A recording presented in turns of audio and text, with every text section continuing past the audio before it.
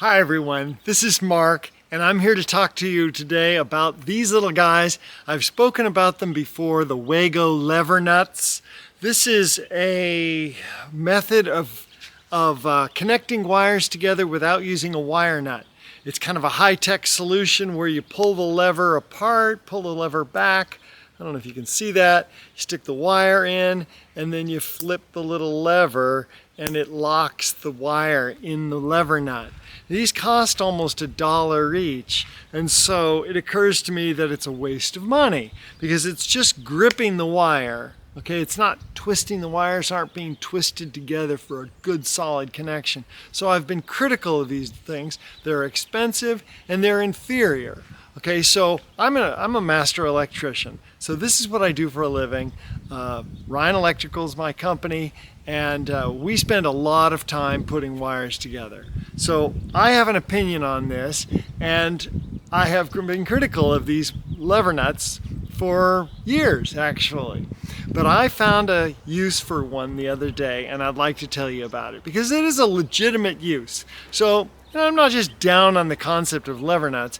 They have a place. There's a purpose for lever nuts. I've mentioned in a video before that the Wago Levernut might be a good alternative to for a homeowner, a do-it-yourselfer, because they are a no-brainer. You strip the wire, you stick it in, click it, it's connected. Maybe it's not as good as an electrician could do after years of practice and doing it over and thousands of times, but it's going to be good enough, okay? But it's not a good alternative to actually twisting the wires and getting them solidly connected, twisting it, then putting a wire nut on the wires. That's going to be a superior method of wiring. And so I've mentioned that in the past, we've talked about that. But I found a use for the Wago Levernut that's actually better than the wire nut. And that was in this situation.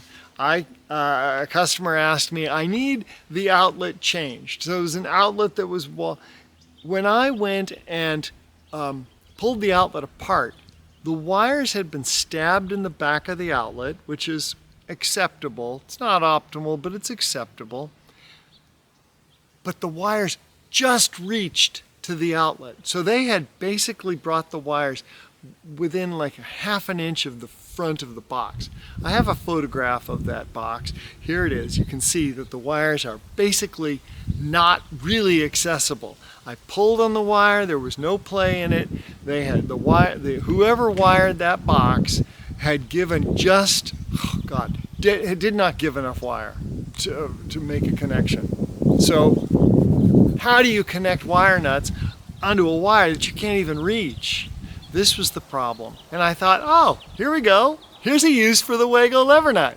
I can just take the Levernut on there, reach in, click it, connect it, and bring another extension of wire, connect it into the other side of the Wago Levernut, and boom, you've now extended the wire out long enough so that you can actually install an outlet safely.